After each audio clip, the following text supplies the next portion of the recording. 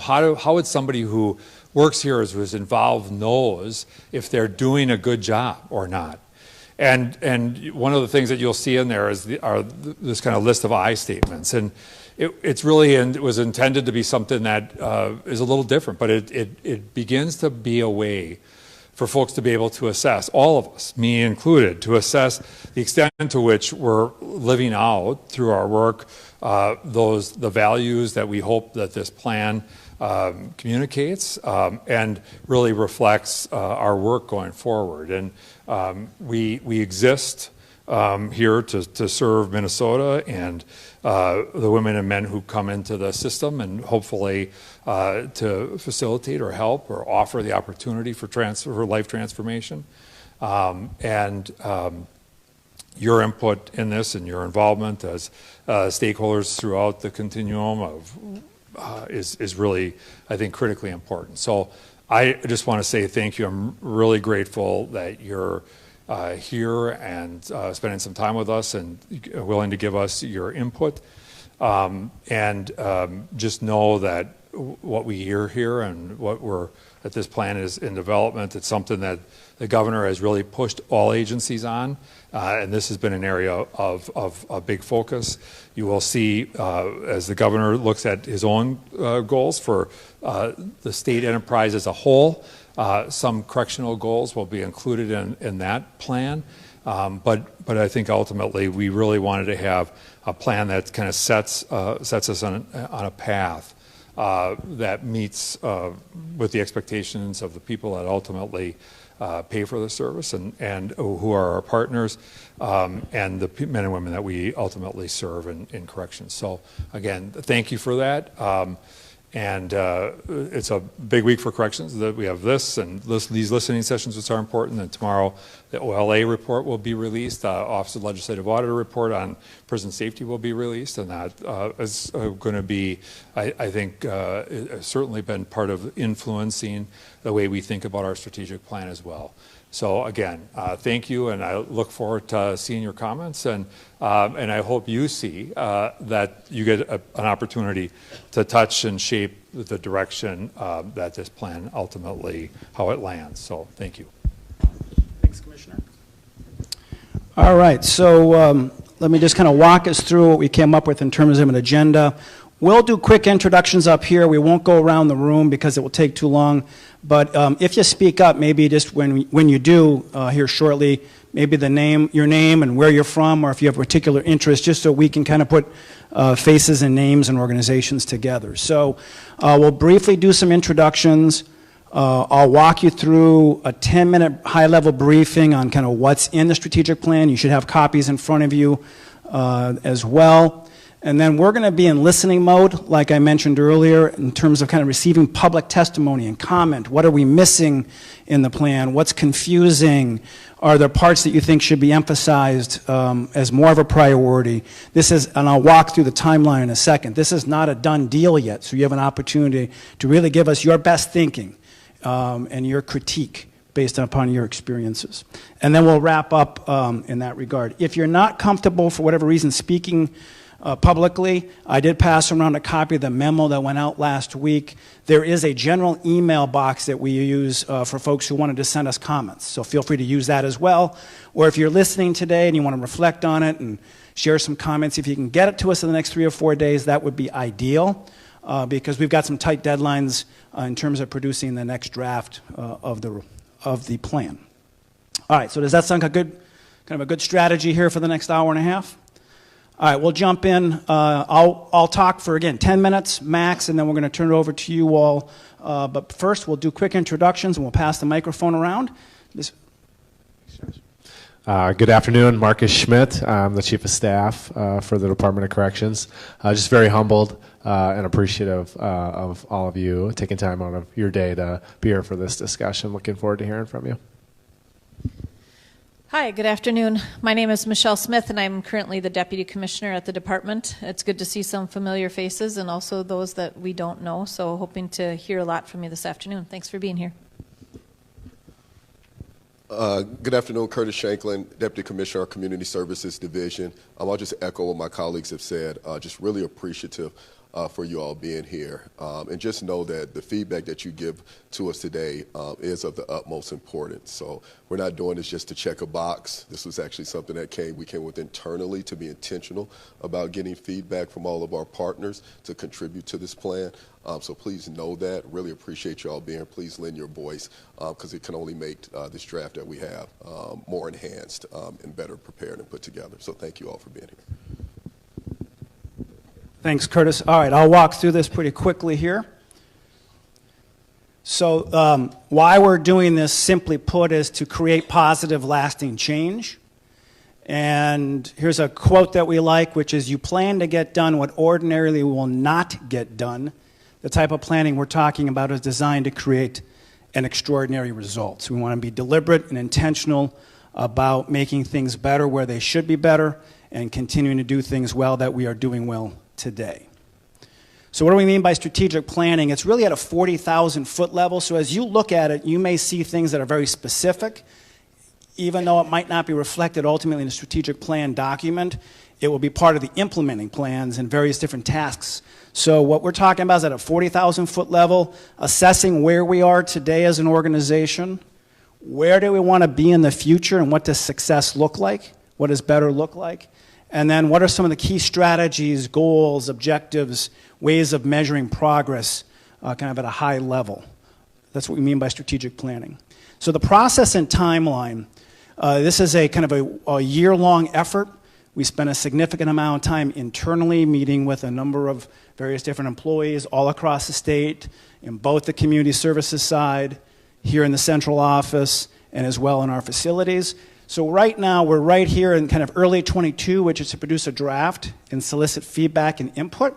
But pretty quickly in the spring here, we've got to finalize it and put it up on our website and share it. And one of the things that we felt strongly about as a leadership team is that we engage not only internally with our own employees and inmates and people who are under supervision, but with community partners and stakeholder organizations and the general public to give you a chance to influence and shape. And then we start something relatively new for the Department of Corrections, which is a dashboard, if you will, to track progress towards some of the key goals. And this, as you see in a moment, some of this will be, relatively new or brand new for parts of our organization. So we want to try to do a beta test this summer in terms of what does that look like and how accurate is the data that we're gathering, performance data, and how do we start to share that in a way internally and externally to help guide tweaks to the plan and hold ourselves accountable towards outcomes. And then obviously, like any good plan, the moment it's done, it starts to become obsolete, and there's going to have to be changes and modifications, things that we've tested that don't work that we need to stop doing, new things, new strategies. So that's kind of an ongoing process and a cycle over time. So a quick caveat, like I mentioned, we acknowledge that strategic planning to implementation is a paradigm shift for the agency as a whole. There might be certain units or certain facilities that have done components of it, but for an organization this size, it's new and it's different. So give us a little bit of space as we are trying new things here. I'm sure we're going to make some mistakes, but give us the feedback about what works and doesn't work. We want to be deliberate in assessing readiness for managing change, because change can be scary even though people may be asking for it. So we want to be very thoughtful about that. And then building the structures, systems, and leadership capabilities to successfully fulfill the DOC's mission and achieve the vision in a way that's consistent with some values. And I'm going to walk through mission, vision, values in a second. So readiness for change.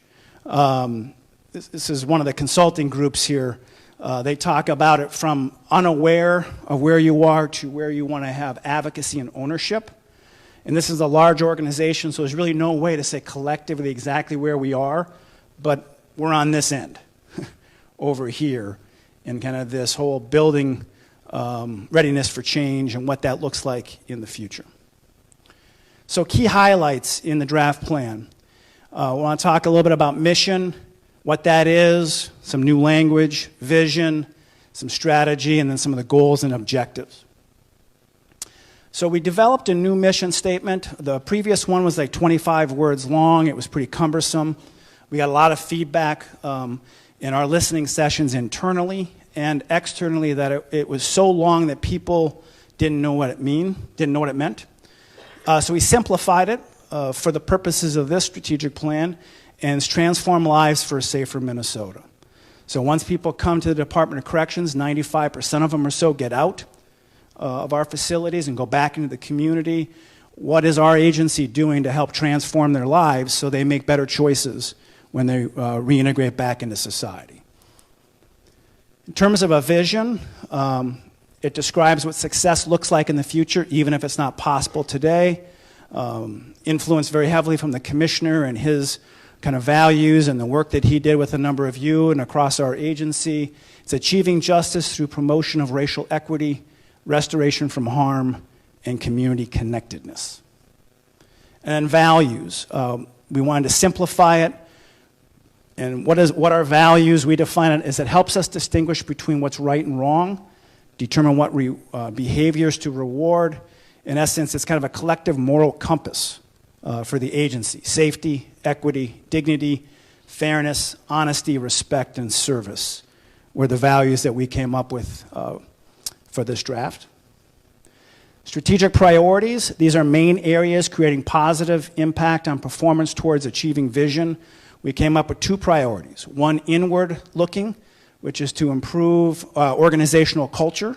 And we define culture as basically how we treat one another, staff to staff, employees to people who are incarcerated or working with community stakeholders or people who are under community supervision. And then the second priority is deliver exceptional public services for the taxpayers of Minnesota. So we have 2 priorities, and then underneath these priorities, we have some key initiatives, which if you follow along in the plan, it might not be in this exact same order, but you can get a little sense of what we mean by that. One is engage community stakeholders and agency partners. So we're trying to practice what we're preaching today, bring in people from outside the organization who are impacted by our work in one way or another, and begin to engage them to give us advice, direction, help influence decision-making in ways that are most constructive and effective. Provide transformative programming for the people who are sent to our facilities or under supervision and probation. And then third, promote safety for victims. And then in terms of improving our organizational culture, we have a lot of work to do in this area in the Department of Corrections. So we wanted to, part of the philosophy is, from a leadership team, if we take better care of the people who work for the Department of Corrections, they in turn will do a better job of delivering services for the state of Minnesota. It's part of the theory. So we were very deliberate in articulating and used well over 60 internal listening sessions with a cross-section of employees all across the state to help inform these priorities and to begin to pull out some potential goals and strategies. So this was informed by heavy amounts of internal work over the past year. So improve safety for everybody, staff and inmates in the facilities, as well as in the community. Recruit and retain talented staff. Third, promote staff wellness. And you see this across law enforcement across the country where there's some pretty serious concerns around the impact of professionals who are working in public safety. And if they're not doing well, it's hard to deliver high quality services. So we want to be deliberate about meeting people where they are who work for us. Promote servant leadership, which is a philosophy that is championed by Governor Walz. And it really puts people who were leading at the center of the work and flips that paradigm upside down. There is some research out there that draws correlations between practicing servant leadership and safety. So drawing upon some of that most recent research. And then modernizing organizational processes and structures. So to the degree that some of our own internal business systems need to be, or technology need to be upgraded to kind of better meet today's modern workforce challenges, we have some specific goals there. So I'm going to wrap up. I won't go through all of this, but just kind of give you a little bit of a sense in a different format than what you've got in the plan. So what we have is just a kind of a master list of all these initiatives and goals. We define a goal as what the organization is striving to accomplish during implementation of the plan by December 31st, 2022. And we've got some draft goal statements. You can see them in the plan. And then we've got some specific objectives. And what we mean by an objective, just for the purposes of this effort, is a specific result the agency aims to achieve within a shorter, limited time and with available resources, and it's easier to measure whether or not you're making progress towards that objective. So a goal might be a big idea, kind of an aspirational outcome that we're looking for in the next 3 years. An objective might be something that's a little bit shorter time frame, influenced by what we heard internally and what we could hear today. So when safety is at the top of our list, so just an example here, one of the goal statements says protect all staff, inmates, and clients under community supervision from suffering harm and injury. It's a grandiose goal statement.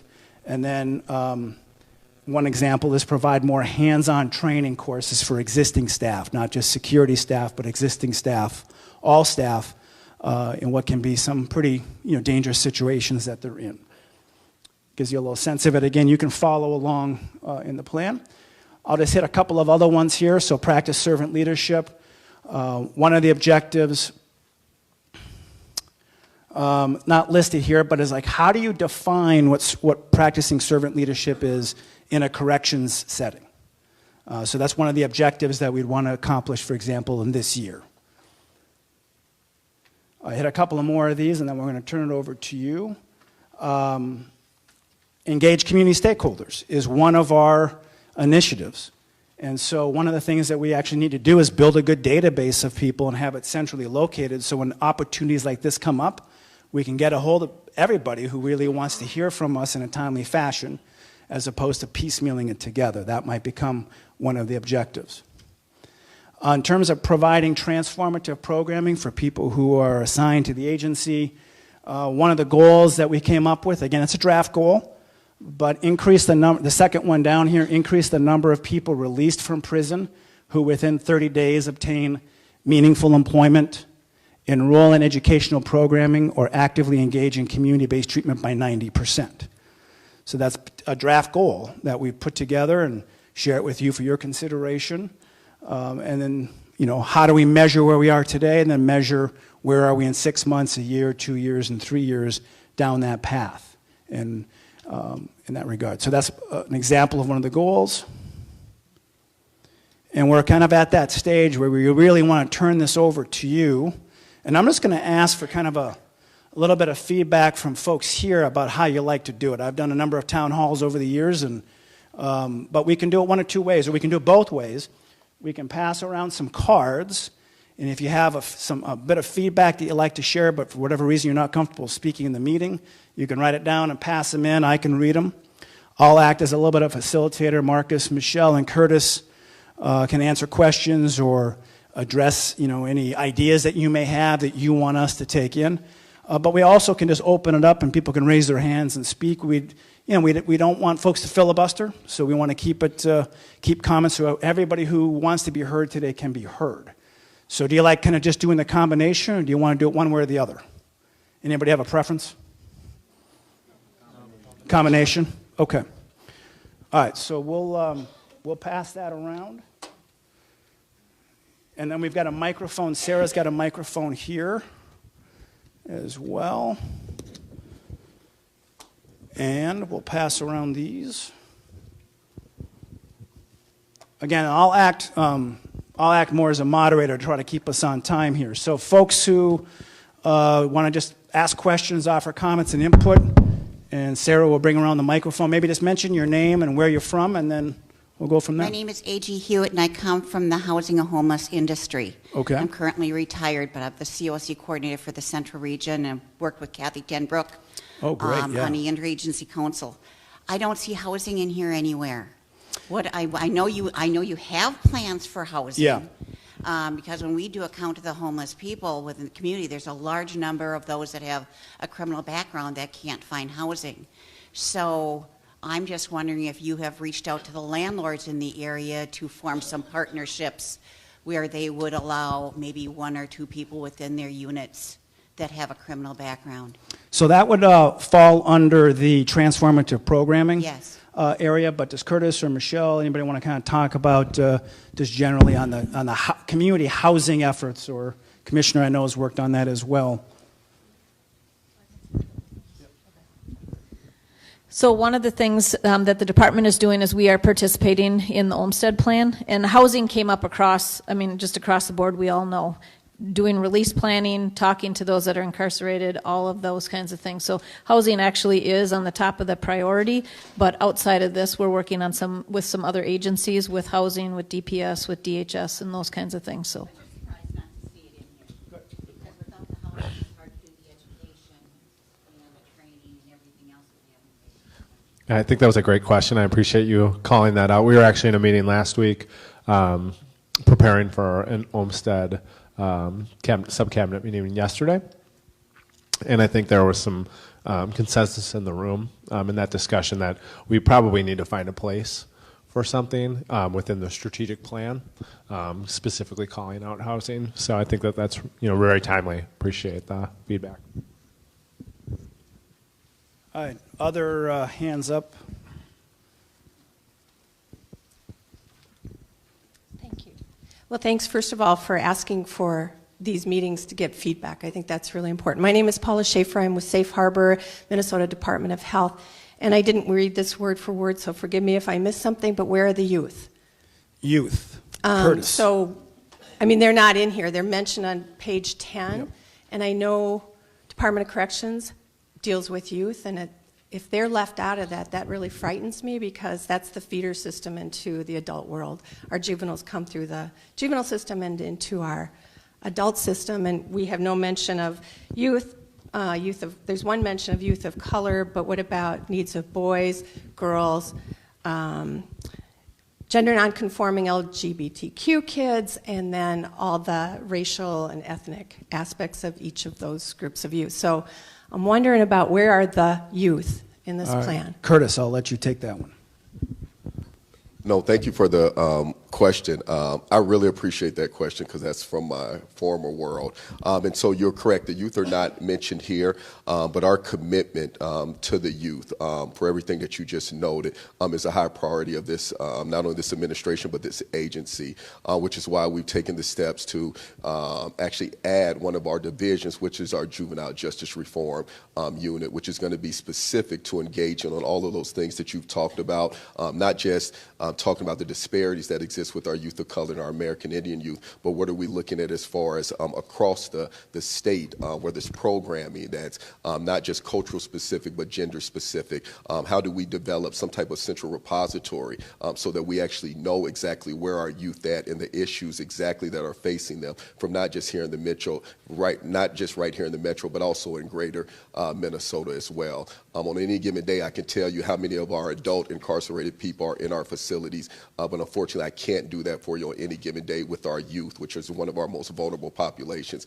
So for us, it's imperative that we have the data that is readily available so we can identify not only those youth, but the issues facing them, but really appreciate the question. But just know I would be not doing my job if I made sure that youth fell through the cracks, particularly with all the issues they're dealing with trauma, mental health, and chemical dependency. And you also made a good point at the latter of saying that if we don't address that, everything that we're looking to do as far as transformational change is not going to happen if we don't cut off that feeder system from our youth who then come into contact with the system and then eventually, unfortunately, graduate into the adult system. So thank you for pointing that out, but that is intentionality for us. Will you put youth in this plan? Yes. Okay. Yep. Again, comes in under part of that transformative program. And I just wanted to mention also that we have 4 staff that sit on the governor's children's cabinet, and so we're also working collaboratively through that cabinet and with the other agencies, but I did take some notes here specific to the youth. And we are also doing Facebook Live, and so we might get some questions from folks who are following along on that. I do have one that might help everybody else in the room as well. Can you address whether the draft plan is available anywhere online currently for remote people? Oh, good question. If you could repeat it back for the microphone. Yes. So probably the best way is if you email us, we will send you a copy in the short term, and you can email us at doc.strategic, EGIC dot plan, PLAN, dot input, INPUT, at state.mn.us. So we can send it back to you before we get it up online if that's quicker. So again, doc.strategic.plan.input at state.mn.us. Good question, and thank you. Other questions? Yeah, my name is Robert Maho. So I am a volunteer, religious services.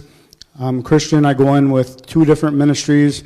So I'm in Lionel Lake, Stillwater, 3 times a month, and Rush City also for once a year. We've been doing a weekend retreat called Residents Encounter Christ, REC, or REC for short. And I've noticed lately in the last few years that this program has been getting cut short to the point now where we're pretty much across the board, all the 3 facilities that our affiliate has been involved in we haven't done it yet, but they're asking us to reduce it down to 2 short days or 1 day. And this is, I also was an inmate, and I served 9 years when I was from age 24 to 33. I've been out 21 years, so that makes me old. And I want to attest that I wasn't mandated for any treatment. How my life changed was because of becoming a Christian. So all the while I was in the Department of Corrections, I studied the Bible, I attended Bible studies, I went to the very first rec that I mentioned, and then I started helping. On the inside, the men are allowed to come back and help us, so that's an opportunity for them to serve. And then after I've been out and I've been eligible, I've been volunteering, going back in and sharing, and this is a powerful way for the men to transform their lives. So I just wanted you guys to know that it's not good that our program is getting cut. And I know there are reasons that we've been given, but then some of the reasons have been resolved, like staff shortage. I know Lionel Lakes is back up to the regular staff. So that's really all I wanted to say. Just one other thing is that our programming, we're just allowed, as a volunteer, we're only allowed to have contact with the men while we're inside. But when we get out, or when they get out, we're not allowed to have contact with them. That's one of the rules, and I just think that if we were allowed to go, help them when they get out with some sort of transition, that would benefit them as well as. Okay. Yeah, then we can keep better track too of how successful our ministry is. Great. Very well stated. Any reactions? We're taking notes and appreciate the input. Any comments on that from our panel? Okay. Yeah. Well, I can tell you that we met with, each facility has chaplains, and we did spend some time with our chaplains to look at the question of faith and spirituality as a part of transformation. So it'll probably be in that section. Facilities, the facilities division. Yeah. It's in that regard. Is that right, Michelle? Yeah. Okay. Anyway, thank you for your powerful testimony on that program. So appreciate it. Other comments?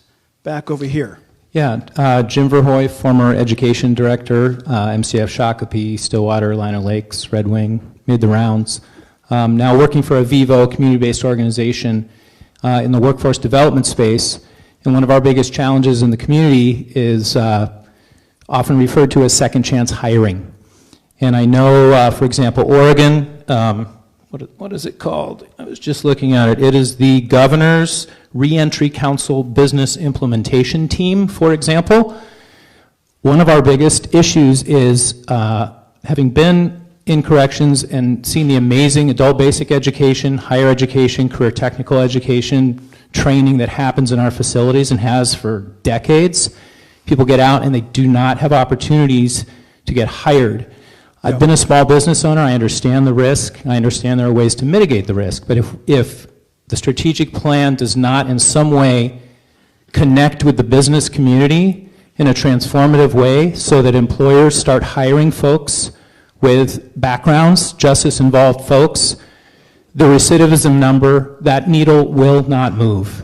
I am absolutely convinced of that. So I'm wondering where in the strategic plan more direct, deep connection and collaboration with employers can happen so the business community can be part of the solution instead of scared to death to hire people with this blunt instrument we call the criminal background check. Yeah, great. I'll take a stab at it, and then if others want to jump in. So as I did a number of the tours throughout the agency and the community over the past year, I think it was relatively in the same week I was at Stillwater meeting with some of our inmates who were in education programming, and I asked them kind of the question you just asked, and they said, some of them said, like to have access to some of the building and construction trades unions and those skills so that when I get out, I really want to go into carpentry or I want to go into masonry. And then later that week, I was at a meeting with 15 building and construction trades unions in the private sector who were working with contractors who said they would like to partner with the Department of Corrections because they're looking to hire people, including those coming out of prison. And it was one of those kind of aha moments where you've got to establish public-private partnerships where it makes sense and develop those relationships. That is included in the strategic plan to explore developing those relationships, and we've got somebody here that's helping to facilitate that work. Quick follow-up. Yep. We're part of the Southwest Light Rail Transit expansion, building strong communities. Yep. Every meeting I went to where the unions were, just about every union said we will not hire somebody with a background. So if you can make some kind of progress collectively with the unions, the trade unions in particular, Yep. that will be huge because I know the programming at Faribault, the Career Technical, and at Stillwater, et cetera, guys are getting trained. Women are getting trained. Yep. That was a huge thing because you can get a license. So women are coming out of Shakopee and they're getting jobs. But a lot of the guys can't get hired because the unions won't hire. So if you can make progress there, that would be. So it is in the plan to explore that and try to develop better and stronger partnerships. So Michelle, did you want to take a crack at this? Just really quickly, I also want to acknowledge that we have, MinCorp actually helps us in the facilities with regard to programming and employment, and we have changed the advisory panel and what that looks like, and they are community-based partners, CEOs, and formerly incarcerated individuals on that, and that is actually on the April agenda to talk more about how we can get out there in the community and get with businesses to have them understand and educate them about the individuals we have. Jim, I just want to echo Josh's comments and just thank you for the pointing that out. There's specifically some language in the plan that talks about deepening those public-private partnerships, both with respect to building and construction trades, but even thinking more broadly about what partnership might mean for the department as we really just try to engage more folks in some of this work. I know the commissioner has been connecting with his counterparts at DEED and higher ed, and talking about how can we really reframe second chance hiring in the state and bring some of those heavy hitters that are leading some of our Fortune 500s to the table and use their platform to celebrate the opportunity that I think Minnesota just woefully misses every day. And I also just don't want to miss the opportunity, because I don't know if it'll come up, but to emphasize the work that we're doing around education. Thank you for your service at the DOC. We have Assistant Commissioner Daniel Karpowitz on our team, and he was brought to the department specifically to enhance the educational opportunities that are available to the folks that we're serving inside our facilities, so that they're leaving eventually when we have this program up and running with a world-class education that they can go out and use to compete for jobs in Minnesota's marketplace. So a lot going on. Really excited about that specific area of the plan, but awesome question. All right, other questions or comments? Hi, I'm Kim Coleman with Tasks Unlimited. I'm a placement contractor with vocational rehabilitation. Most of the clients that we work with have mental health and physical health disabilities. So number one, I'm curious about how that will be addressed, and they also have ex-offender backgrounds. So I'm not only facing liaising with the employers with individuals with criminal background, but they also have mental health disabilities. So the combination makes it twice as hard, and we're just now in the last 3 years of the new contract getting employers to open up and understand our representation, but they're still not accepting the backgrounds. So that's number one. The second is the inclusion of LGBTQ, specifically transgender, to see how that's going to play out in the plan also. Okay. Any reactions or comments? We're taking notes. Thank you.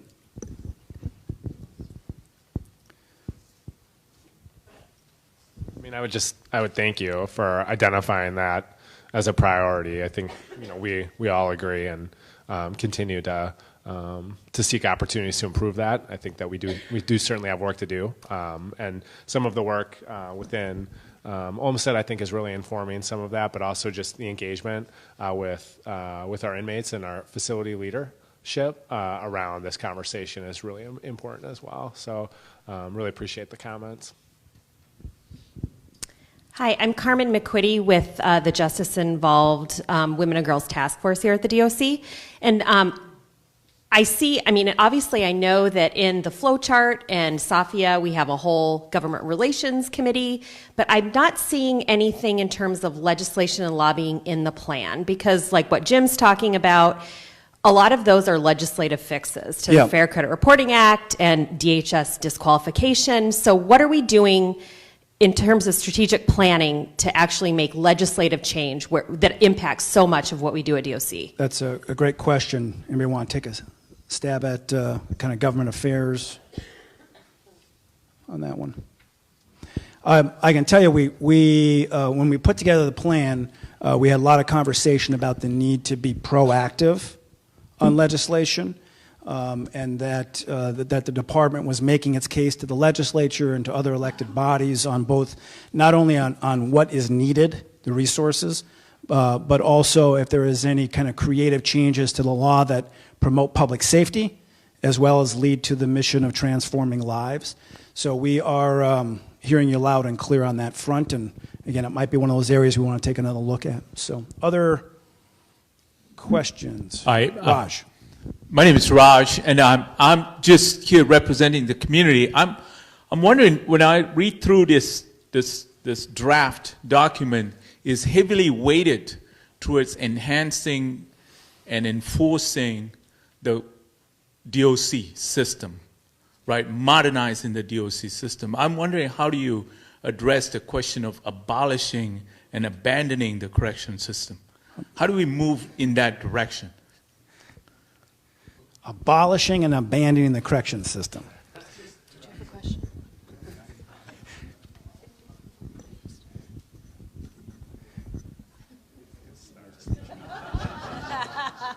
Of course, Raj would answer that or ask that question. I'm gonna take some advice and answer the question I wish Raj would have asked, but so I think this notion of change, right? I don't think that the commissioner's directive certainly hasn't been to abolish the department of which he leads. So I'm going to reject the question, but I think certainly this commissioner has really opened the doors. I think today's an example of that, and we've had a lot of engagement with Raj over time, and it looks like he has a thought, and so I want to let you. All right, you're waiting for me. All right, I'm not going to filibuster. But I was a part of the transition process. So I had previously worked for now Governor Walz, and was asked to take leave from my previous employer to help out on the transition selecting governors for this cabinet, and I was tasked with 3. So I worked closely with the governor-elect at the time, the First Lady-to-be, and then the Chief of Staff on education, higher education, and corrections, and they were together for a reason. Dissimilar to previous administrations, this one is really focused on the intersection and opportunity around those 3 departments specifically, because I think most people in this room would agree a lot of folks end up in this system because opportunities aren't presented to them that are presented to others. And it really starts with some of these areas like education and higher education. So what is the potential when you bring Commissioner Schnell, Commissioner Olson, and Commissioner Ricker together with this governor and this lieutenant governor and first lady, and really start to talk about how can we change the system? And we have a year under our belt. So far, I think this strategic plan, what the feedback we've gotten internally is it's ambitious, which, I think every strategic plan should be, but it's really informed by staff and community partners and the folks that we're trying to serve. And so I think as we continue down this path together in year 2, year 3, year 4, it's going to be really important to stay engaged and help us stay on track in terms of how are we making progress to make this system work better for the folks that we're trying to serve, enhancing community safety, but also making sure that we're creating more opportunities internally for the folks that we're tasked with incarcerating and returning, helping reenter into our community so that they can be successful. So specific ideas, broad ideas are all welcome, and this plan is one vehicle to do that, but I think the challenge really is with you, my friend, as we continue to go down this path together. What can we do to do better by the folks that we're trying to serve? Anybody else want to tackle that one? Thanks for the question there, Raj. No, I appreciate that. I think when we talk about abolishing the criminal justice system, I would say that according to our strategic plan, that would probably fit in one of our lofty goals, because I get what you're saying in the spirit. How do we really get to looking at our quote-unquote institutional response through a complete public health lens, particularly when we look at who the number of both our men and women who fill up not just our facilities, but who we have on community supervision. And knowing that many of them are struggling with issues surrounding chemical dependency, mental health, for many of our youth who fall through the cracks. In the interim, until we can get to that place, I think it's important for us. And when we look at this, because you do make a good point, this is how do we, quote unquote, modernize the current DOC, because this is what we have right now. And as you know, I'm always out front in saying this, that the system works entirely like it was designed to. But I think it's an incumbent upon us who are currently in charge to find ways in which, even within that structure, we can make sure our institutional response is one that's actually going to be looking at needs more so than risk. And how do we bring community partners and our business partners to the table in an intentional way to help us and support us on this journey to make transformative change where we can with the current system that we have, and how do we make it more responsive to people's needs in the control and the capacity that we can control. And so that's what this plan looks to do, is what we have currently right now. What can we do with what we with the cards that were dealt with us to make sure that we're doing right, not just by our staff who were entrusted to go out and be public service, but also those who were entrusted to provide good service for. And so I think this plan speaks to that. Again, this is just a draft, so that's why I think all of the feedback has been great so far, and I would continue to welcome that. But your point is well noted, and I appreciate that. And I also want to back up to the comment you made. Really appreciate, particularly about the legislative agenda. And I think particularly when you talk about DHS disqualifications, as you know, they process probably over 500,000 applications a year. And I know even in the juvenile world, last year there was legislation that we were going to bring forward specifically to address DHS disqualification, because that is one of the things that we really need to look at. I also think in this plan, a lot of the thought process behind this was how do you put an emphasis on things you can control. And knowing that the legislative process is not entirely in our control, if not at all, and it can sway one way or another. Not to say that our efforts there, and I think the policies that we've even put forward during this short session, whether it's in the supplemental, whether it's the bonding and those type of things, even the policies we put forward were put to support what we currently have in this plan. But just make no mistakes about it. There is intentionality how we move forward with that. But again, I think for this sake, it was trying to figure out the things that we can control and can probably change administratively through policy and not be dependent upon the legislative process was where our focus and emphasis on. But that's not to say that we don't feel that going that route is important, because there are some things that we do have to go that route to change, whether it's current rules, statute, that we are going to have to tackle that process to address. But thank you for the question and for pointing that out for both of you. And thanks, Raj, too, as well. Appreciate that. One last thing. No, I appreciate you connecting those, Curtis, because they are, I think, very much connected. And it's unfortunate Safia can't be here to speak specifically about our legislative agenda because she has to be at the Capitol right now. But they're not mutually exclusive. And I think the way that the commissioner has talked, especially more recently about the need to look at the entire system. And how do we make public policy decisions, and how do we as the department advocate for public policy at the Capitol in ways that really puts people at the center of it, and not necessarily institutions that traditionally are seeking funding, are seeking sort of the same policies. And so I think that what legislation and what that looks like over time. I think it's related to Raj's question, too, about how we make this system work better. All right, so just we've got folks who are filling out the cards. If you want to pass those in, we can kind of go through it and share some of that. We're going to go into kind of rapid speak mode because there's a lot of people who want to share comments. So we're going to... So what we're going to do is probably just listen more as opposed to try to respond to every single comment, just so everybody who wants to speak gets a chance to do it.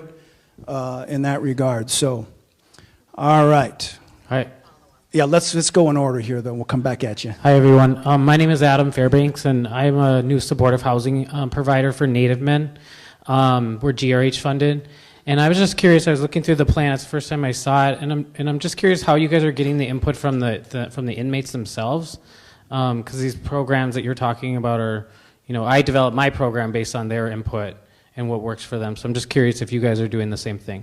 So the question, the comment, the bit of advice is to make sure in the facilities and in the community to be engaging inmates in the planning process as well as out in the community. And I know our deputy commissioners are working on that. Again, we'll kind of go rapid comments just so we can hear from everybody.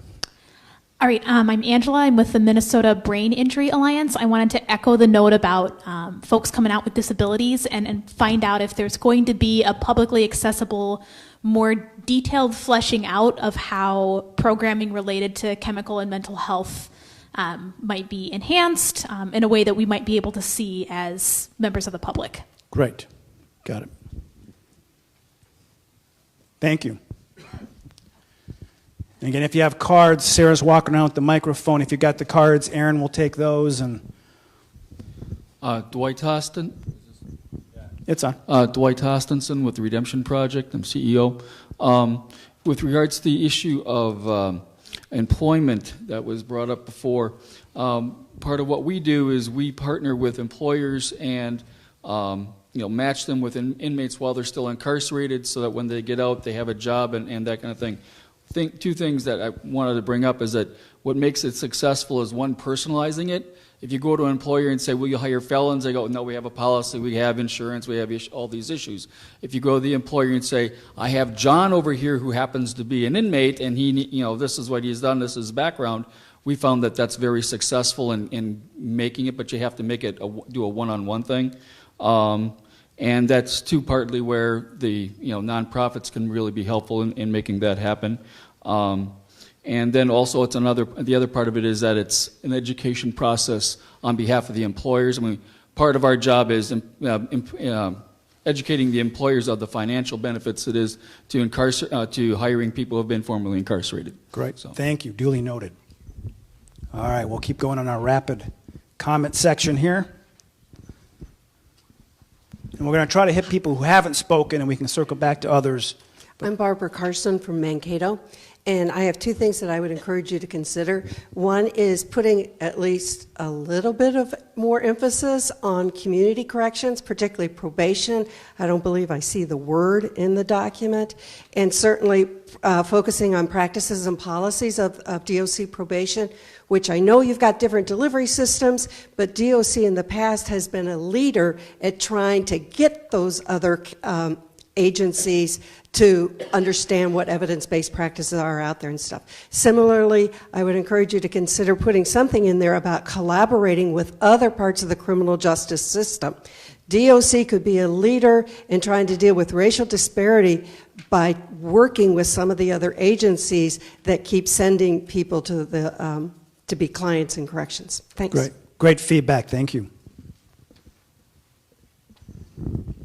And then our deputy commissioners here will you want to? Yep. Okay.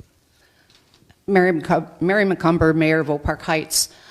This past year, I was president of the Minnesota Mayors Association and hosted the Mayors Conference in my city, and was able to bring a group of mayors to the Stillwater Prison to meet face-to-face with prisoners that were getting close to parole or their releases.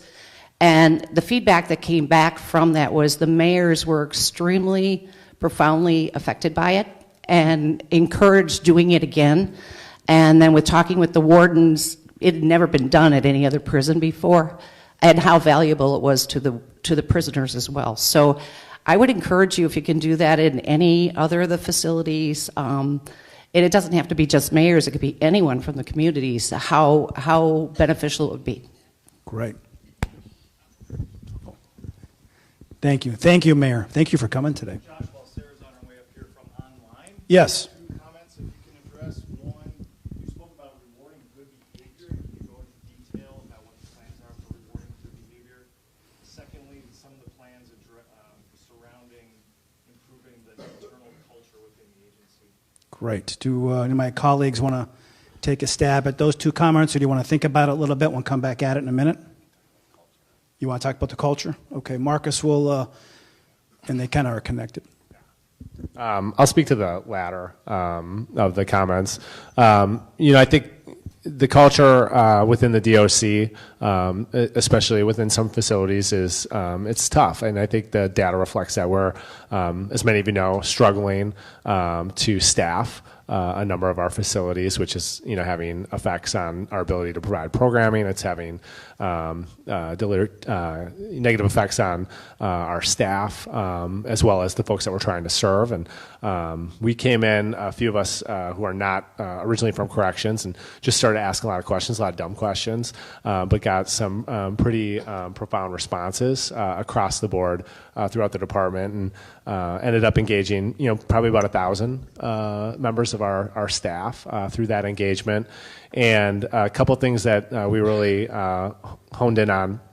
One is just how issues around staff misconduct are handled. Traditionally, here you would have a supervisor investigate his or her or their staff, depending on what the conduct was, would erode the relationship between those individuals. Sometimes it would take weeks to months for them to figure it out, and so we're doing those investigations much differently with a lot more due process, much more confidentiality. We're also overhauling our performance management system. The plan talks about servant leadership, which is a principal approach that the governor takes, and something that both Josh and I have had a lot of exposure to previously, and something that we think would really work well within the Department of Corrections. And we're trying to shape a performance management system that really reflects a lot of those principles, providing more support to supervisors, helping folks de-escalate situations, and just really putting people first. In the department. If you've worked here or if you work here, this place is driven by policies, which I think tend to dehumanize the work and the environment. We're really trying to flip that around and put folks first. and some of what that looks like.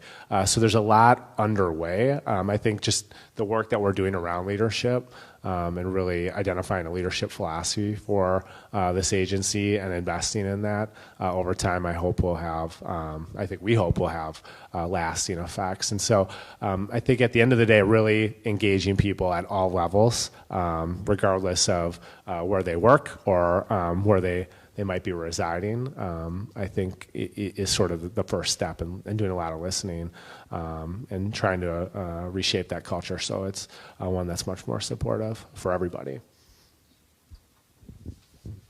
All right. So if you're following online, look at the section in the plan on servant leadership. It really gets at some of the culture questions. I'm Chris Day, Director of Reentry Services for VOA, and I'm going to piggytail off of a couple of comments ago about specifically community corrections involvement in helping shape this document and their input and their continued input, if they were involved, will they be continued, specifically around release violations. And I saw a term I just hadn't seen before, technical readmissions, but I'm assuming they're one and the same. As we know in community, one of the biggest barriers that an individual can face is their conditions of release. Is that a conversation that's happening within this document about conditions of release, reform, or improvement moving forward? Curtis, you want to take a quick stab at that, and then we'll go around. Appreciate the question, particularly as we talk about community corrections. I'm always of the belief that those closest to the problem are always closest to the solutions. Our whether it's our CCA partners or CPO partners, are vital and critical to this work moving forward. As we talk about technical violations, not just in the adult world, but we see this a lot with our juvenile too, the amount of people who we find in our facilities, both in our adult facilities and our juvenile facilities for technical violations. There has been internal talk about how do we condense those conditions that are placed out there. Because as you know, for those conditions, not all the time, but a good portion of the time, many of them are just a way for those folks necessarily to adhere to supervision. But how do you construct those conditions in a way that are more susceptible to how do we provide supportive services in a sense? And so a lot of times when we're looking at those conditions, we can tell you everything that you're doing wrong, but how do we find ways in which we can point out the things that you're doing right? And how do you construct an actual release plan and a strategic plan while they're on probation that's actually one that's going to meet their needs and not so driven by what do we view as their risk factors. And that's why we've looked at ways in which that we can change policy as it results to technical violations. And that's not to completely take that off the table, but to make sure that if we are looking at a revocation or something solely for just a technical violation, to make sure that there's been a lot of thought process and the impact in this, the potential collateral consequences. What does this mean for a person, for housing, for employment, and those type of things when they are revoked? Because we know that those are significant issues that some people can't come back from. So thank you for the questions, and just so you know that is of the importance for us, just because of the high number of people that we see actually currently under corrections hold for simply technical violations. So that is something we have to look at and look to address. So thank you for that. Thanks, Curtis. One of the cards says, why wasn't the plan released before the meeting? We did send it out last week to folks. We don't have a good comprehensive list of stakeholders. That's why the plan is actually calling for it. But we are going to do this again tomorrow night at 6 o'clock right back here in this room. So if you reflect on the plan, you want to come back tomorrow and have more dialogue, you are certainly welcome to do so. And you can also, or send us an email to the email address that is in the memo. But I take responsibility if you didn't get it before the meeting. I'm sorry about that. All right, other comments? Okay, yes. I just have a suggestion. In looking at your objectives and your goals and your action plan, yeah, I might suggest that you add a section for your community partners, which would then eliminate a lot of the discussion you're having about mental health, about housing, about LGBTQ, about the youth, about alcohol abuse, about chemical dependency. That would then show them that these are the steps that you plan on taking for those community partners. Otherwise, I think you're going to continue to get, because we're very interested and very vested in this, That way it would eliminate a lot of those questions. Oh, that's great. Just a suggestion. No, that's great. That's why we're here. Thank you. Oh, we've got one over here too. We got about 10 people left on the sheet. We got about 25 minutes left, so we'll go fast here. And we'll get over there. They're on the list. Yep. First of all, Gina Evans with Minnesota Adult and Teen Challenge and Second Chance Coalition. First of all, I just want to thank you guys. I've been in and out of corrections for 25 or I guess it's been 35, oh wow, a long time anyways. And this is the first time in all of that time that I've had any hope that things are going to change, and so thank you guys for that, and the commissioner, and so I guess the thing that I just would like to say and to ask you guys is like, how can we help as community partners? Like, what can we do to help you make this happen as far as like programming goes or community engagement?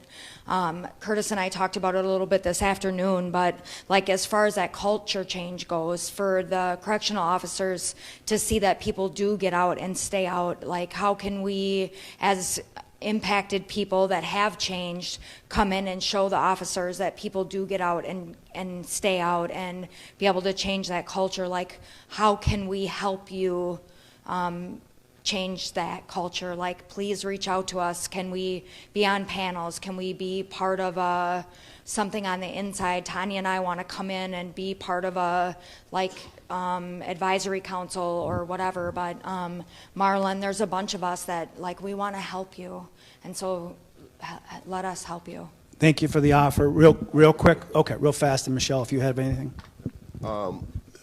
Thank you. As you know, we go back a little ways. I would just say, I just first and foremost appreciate you asking how you can help, and I would just say, just doing everything that everyone's doing now. Be a part of the process.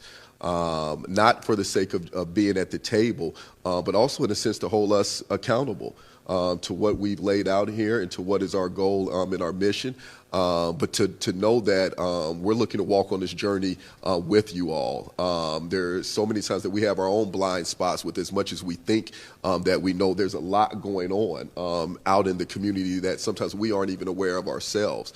So take advantage of this space and administration who is trying to be as transparent as possible, and to have you all at the table to come with as many ideas as you have. I tell people all the time since I've been going around talking, now is the opportunity. Anything that you've thought of that's outside of the box that you feel is ultimately going to make us more efficient and more effective, please bring those to us, and just continue to be a willing partner at the table to go along this journey with us. Because as we talk about the culture, I know sometimes it's spoke about in a negative fashion, but at the same time, everything that we're looking to do, whether it's from a legislative standpoint, from a policy standpoint, unless we continue to get the buy-in for those who are going to be in charge with carrying out these things, what we're looking to do is not going to be successful or sustainable. So just continue to be a willing partner at the table and support us, and we'll continue to support you all in every way that we can. So thank you.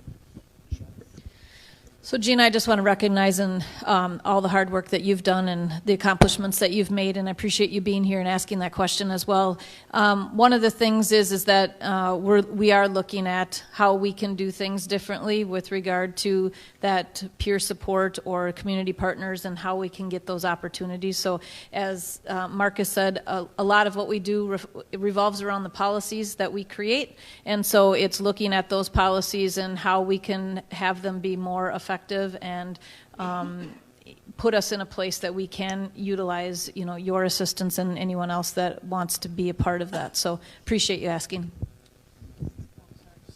Just because I think it's a really important question, and echo, what Curtis and Michelle both had to share. I think it really comes down to, continuing to hold us accountable. Right. I mean, for the commitments that we're making, and both in terms of the strategic plan, but also in meetings like this, but also helping us celebrate some success. I've learned in the last year, a lot of stuff that's not going well tends to get communicated, which is really important, and we need to address it and continue to improve. But where things are going well, especially in a culture where folks tend to feel undervalued, and it's just tough work, and we're trying to improve the conditions and be responsive, helping us identify areas where things have improved and are going well, so that we can make sure that whether it's an individual, it's a facility, folks that are trying to do the right thing, that we can make sure that we're sending some praise their way too. And then the second piece is just helping us build relationships. I think that's a really key component of all this. And in relationships, it's critical to build some trust. It's necessary to be honest. But that whole exercise of relationship building and the authenticity that comes along with it, I think, is really crucial. All right. My name is Marlon Mazaris. I'm a formerly incarcerated person. I've been out for a little while now. I was blessed with the opportunity to participate in the CRP program, and so I was released from prison 50 months early. I didn't take that blessing lightly. I promised my guys when I was leaving the facility that I would be a path paver and not a stumbling block maker for them. And so that's my mission every day, is to continue to make paths smoother for guys coming behind me. Also today, I'm also the reentry coordinator at Freedom Works Reentry and Aftercare Community in North Minneapolis. And in my position, one of the biggest barriers I have is guys send me applications, and specifically from CIP. They get all approved to come to the program. It's a great facility. I wouldn't endorse it if it wasn't. Right at the last minute, their agents shut them down because they got to go back to where their historical ties are from. And I can tell you, as a person being in long-term recovery that's developed many release plans and relapse prevention plans of my own over the years, some of the things that I need to stay away from are places where I have historical ties, the people, places, and things that cause me to trip up. And so when you send somebody back to where they have historical ties, well, that's where all them things are at. And so the best outcomes we have that I've seen so far, I've been in my position since October, are the people that are allowed to come there that aren't from there because they don't have them things in the neighborhood to trip them up, right? It's the guys that come there that are from the neighborhood that usually, well, they just don't come back at night because they got someplace else to go, and so that policy has been frustrating just in the little bit of time that I've been in this position, and I really think that it's something that needs to be rethought. So, thank you. Thank you. While Sarah's bringing the microphone over, I just wanted to publicly acknowledge the 100 staff members of the DOC who served on 9 different work groups that developed a lot of the content in here. And also, we met again with over 1,000 employees of the DOC at 60 visits across all the facilities and the field services to gather input, to really get a sense of the state of the agency over the last year. And I want to just publicly thank them for sharing with us things that were hard to hear at times, but was really important. And we're at this stage right now, we're engaging community partners, but I know that we'll be heading back out to meet with our own employees in the department, and we can share some of your offers to partner and to work with us with them when we do that in the coming weeks. So here we are. Well, good afternoon. I'm Brad Janowski, the Executive Director with the Construction Career Training Program. It's a reentry program for getting people into the construction trades, and we have good success with that. But the things that do trip us up are the things that are just built into the system. Yeah. And I would love to see the Commissioner's Office, along with the Governor's Office, use some weight and leverage to go to other agencies such as DHS, Department of Public Safety, and deal with these collateral consequences that create so much trouble post-incarceration, such as driver's license suspensions, child support that hasn't been dealt with during the last 5 years of incarceration. So folks coming out of the system are coming out with a 1-year suspension of a driver's license, which creates barriers, and $40, $50, $60, $80, $100,000 of 10 years of backed up child support. Yes, there's systems in place, but they don't happen. Nothing happens. So I would love to see, again, I'd love to see the weight of these 2 offices step up to some of these other agencies that are having a collateral impact. So. Right. Thank you for the advice. Thank you. Hi, Tammy Jo Lieberg. I'm the Community Corrections Director for Candy-Ojai County. Great. And I just want to reiterate again what we've heard a couple other people talk about is, Part of this, as you said, reducing the number of technical readmissions to prison by 70% overall, and just kind of that reminder of the fact that the prevention of that, the supervision of that, all of those things are really dependent on community corrections. Yep. And we really need funding and the partnership for probation to get through that. Thank you.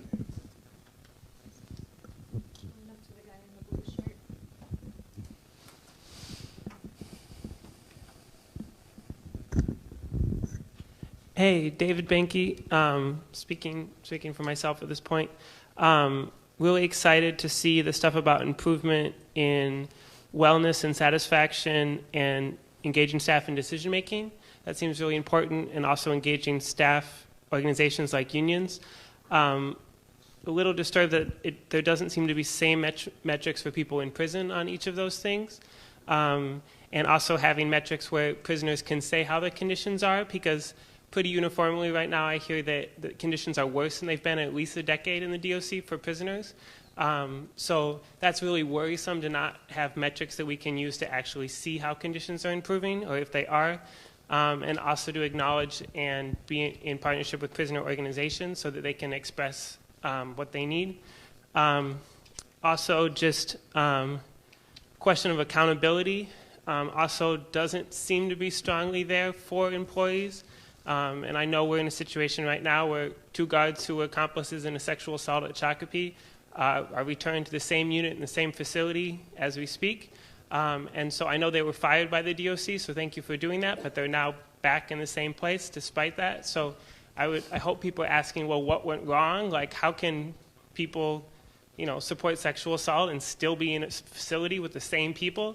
That's really disturbing. And then also excited about the technical violations piece and the reduction.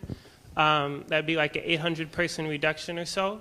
And wondering, 2 things with that. One, it seems like reductions can meet some of your other goals that you might not have to do if you succeed in doing that. So for example, rehabilitating, replacing units in St. Cloud and Stillwater, if we reduce the population by enough, we might just can abandon those.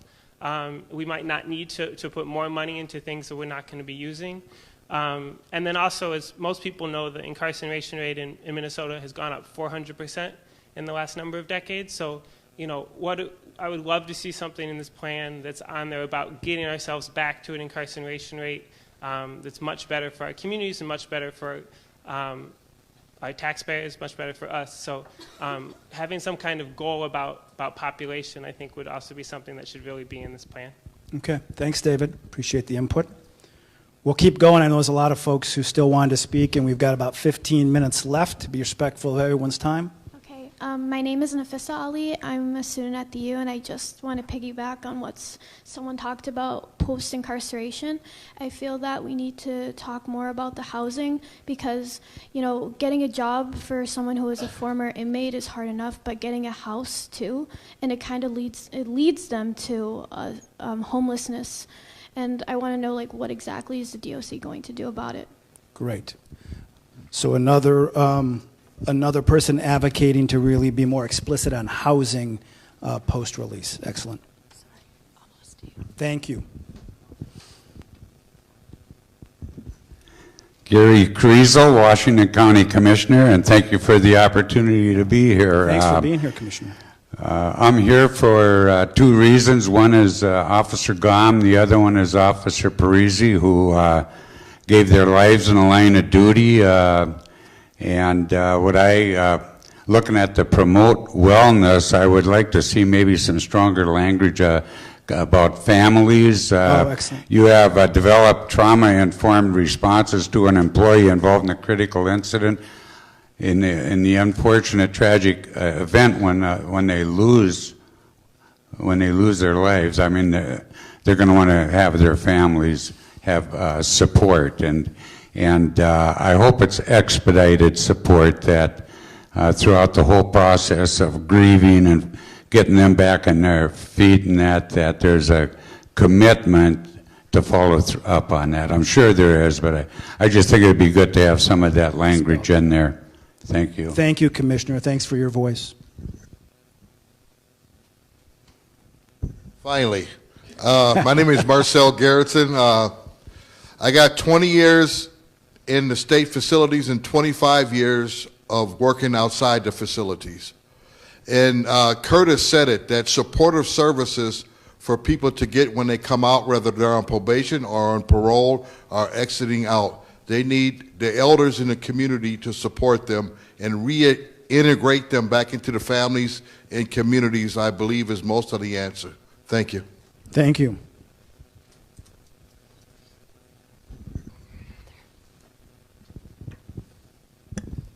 Hi, my name is Doris Sotilin. I work at the Family Partnership with the Pride Program. I'm the male and LGBTQ advocate for those that are sexually exploited or trafficked. So I was running groups in the JDC for a little bit, and there's a lot of things there where, like, I even asked someone who was in charge of passing meds, if someone comes in that's transgender and they're working through getting their hormones, does that continue and they didn't even know? So it's small things like that, and this is so much more than just opening beds for those that are transgender or gender nonconforming. It's actually implementing training, like mandatory training for staff. That was actually something I was invited to do at the Shakopee Women's Prison. When the warden switched around, there was no follow-through with that. So really just, letting those that are transgender choose which CO does a pat down, what their preferred or what their pronouns are, their names, and then really being able to make any sort of reports without retaliation. So if that's not being respected, things like that. So big thing on accountability that way. Thank you. Michelle. I appreciate your comments and your question, and I know there's a couple people in this room that have the exact same comments and questions that you do. And I will readily tell you that for the last year, we have been working to change our policies regarding transgender individuals. At the end of February, we are in February, we just opened up the training for staff, and so I actually haven't even taken it yet because I just got back from vacation, but I will. And we have been working with our external partners with our policy to make some changes and have gotten some very good feedback. So I'm I'm looking forward to those changes in all of the things that you mentioned. So thank you. Right, we got about 10 minutes left. Good afternoon. I'm Scott Habel. I'm the sheriff in Renville County. You've heard the word earlier today, and I would just reiterate that word collaboration, and especially with the other partners that are involved in corrections, namely sheriffs and jails across the state. Today, our frustration is there's such little communication between what's going on at the DOC and the prison facilities and what's happening in the jails. I know that we each have programs and specific programming for different inmates, but really we're guessing at what each other is actually up to. So that collaboration is extremely important. Let's face it, we deal with exactly the same inmates. They spend up to the first year of their incarceration with us. We ship them off to you. You have no idea what we have done with that inmate. We bring them to you, and they're with you for a time. At some point, they're released back into the community. In our county, we have a DOC probation agreement, and if they violate their parole, they come back to us. We have no idea what's happened to them during their prison experience, and so we can't, and in fact, the probation officers have really very little idea of what we're doing inside the jails. And so that collaboration, that communication is paramount. I don't see an awful lot of that in the strategic plan, but I think I would speak for most of the sheriffs in the state. Thank you, Sheriff. It is one of our top 9 initiatives that's engage community stakeholders. And we have a little bit of work to do to fill out some of the details, but the spirit that the governor and the commissioner have communicated very clearly to this department is we need to open the doors of collaboration in that regard. So the fact that you came here from Renville County and just shared your thoughts today means the world to us, so thank you so much. But yes, it is in there. Hi, my name is Elliot Butai. I'm the Criminal Justice Coordinator at NAMI, Minnesota, the National Alliance on Mental Illness. And thank you for having these kinds of meetings and engaging the community. And I echo all the things that were said about mental health. And it would be nice to see maybe more concrete plans of what it looks like to connect people with mental illnesses to services in the community when they leave, as well as in the prisons, and maybe training for staff just to have some baseline knowledge about mental illnesses and what just what that looks like and how to understand that. And then also, I appreciated Raj's comment, and I know that it's maybe a lofty thing, but maybe something ideological to offer about that. It would be nice maybe to see the word accountability in here, but more of a culture shift of what corrections means, and that does it mean just taking bad people away from the community? And can we have a shift of understanding that people don't cause harm in a vacuum and they don't return to a vacuum? And that it just seems like there's so many things that have been said that could be bolstered by the understanding that these are specific people that have caused harm to specific people, and they caused harm probably because they had specific needs from a specific community, and just that understanding that it just seems maybe we could shift from the structure, you know, that we just can kind of keep those things separated, but that we actually have to keep those things really integrated. Right? Thank you. A few more comments here. Yeah, hello. Hello. Yeah, my name is Daryl Morrison, and I just represent the people that are locked up that have maybe in a situation that I've been in. I spent 23 years incarcerated, not in Minnesota, but in California, in maximum security prison. And I don't say that to be a tough guy. It's the environment. So I focus in on whatever you're doing, the environment in there plays a big part in the recidivism, in the mindset, in the mental health, and everything. The other part is like the gentleman said here, and so many people hit on, I'm living this. My reality is I'm a pariah in society with a record. Everywhere I go, Uber, everywhere. I can't get a job. I get my living. I live with, my name is on the lease because of my wife. So, you know, I got to rent a room. I don't have the income. You know, there's a lot of different stuff going on. The other part is the psychological effects of incarceration. That environment, there's a professor, Craig Haney, who wrote a paper about the psychological complications of post-incarceration. And this is what I suffer from. I'm living it. For the people that did time and got out and were able to assimilate, this is the problem with these people, a lot of people, is not knowing how to assimilate it, not knowing how to, feeling like I can't assimilate. So that environment in there is important, and after when they get out, what am I going to do? Going to another place is good. I'm here in Minnesota, I'm doing much better. So it's got to be looked at for real. You know, I'm living it. You guys are saying, just one last thing, you guys are saying it. Every time I hear it, it's a chill in me when you tell me about reforming backgrounds and everything. I'm living it. What do I do to take care of myself today? My greatest part of my anxiety comes when I have a meltdown, is when I see that I can't take care of myself.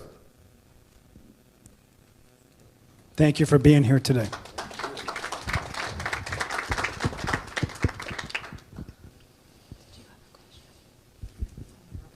Hi, my name is Courtney Spots, and I am a caseworker at a housing facility with services in St. Cloud. I case manage over 70 male offenders 18 and older, primarily within the Department of Corrections, those that have treatment mandates as soon as they get out. We also work with those that have serious and persistent mental illness, the trifecta. What I struggle with day to day as their caseworker is individuals getting released from the Department of Corrections without active health care. We talked about in one of the goals, within 30 days, getting them into a community-based treatment. That's awesome. I need those to get a Rule 25 within a couple days. Their gap of a relapse is that short. And we talk about, I have gentlemen that get released with 7 days worth of medications, if they're lucky. Yeah, we get a script. They're going to spend their J-Pay money on a new pair of sneakers. They're not spending it at the pharmacy. So what I would love to see is an implication.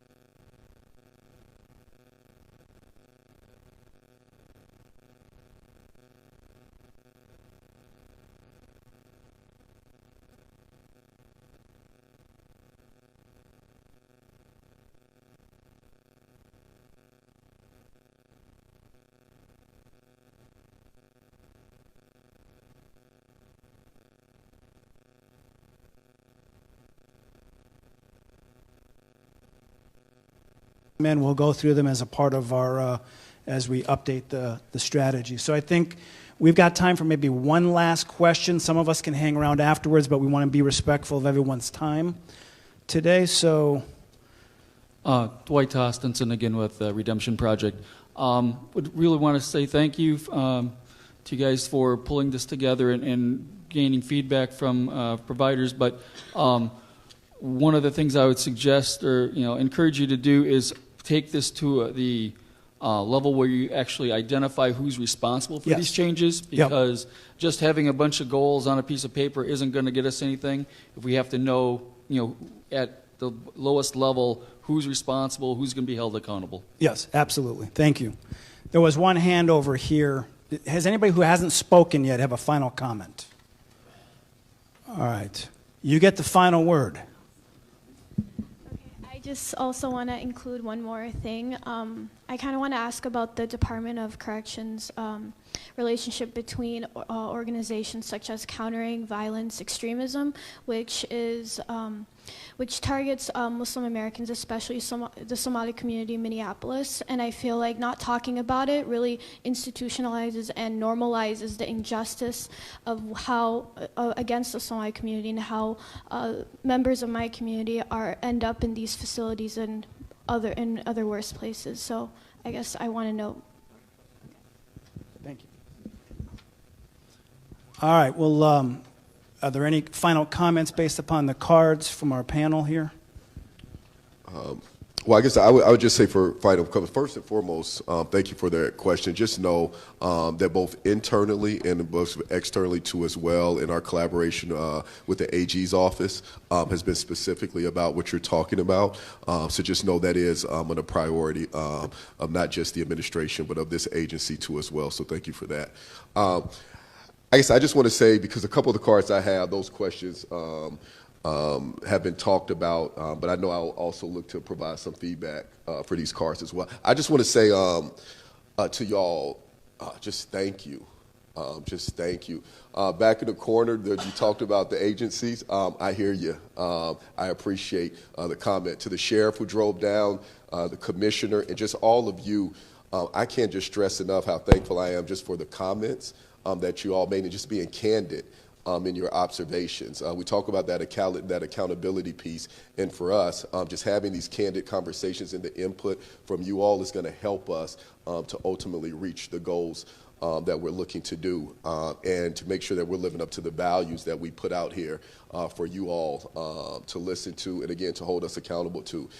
Particularly in a day and age where the messaging, particularly when we talk about whether it's criminal justice reform, whether it's transformative programming, the narrative can change so much. So I can, again, tell you how I'm appreciative of all of you who have an understanding for our incarcerated men and women and the challenges that they face. But at its core level is the humanity and the compassion that all of you exhibit for those who at times don't have a voice and become the voiceless. So I just appreciate you all for continuing to lend a voice to those who have been affected by our criminal justice system, or who have came into the system and paid their debt and just looking to reintegrate back into the community in a productive fashion. So again, thank you all for all the work that you all do, and please continue to support the work that we're doing and find ways in which that we can also better support you all in your efforts that you're doing. Thank you. Just a final couple housekeeping items. Again, tomorrow night, Wednesday, February 26th, 6 o'clock, back in this room, we'll do it again. And if you have any specific comments that you want to send in, the email address, doc.strategic.plan.input@state.mn.us. And to those who followed along on Facebook Live, thank you for participating. Thanks, everybody.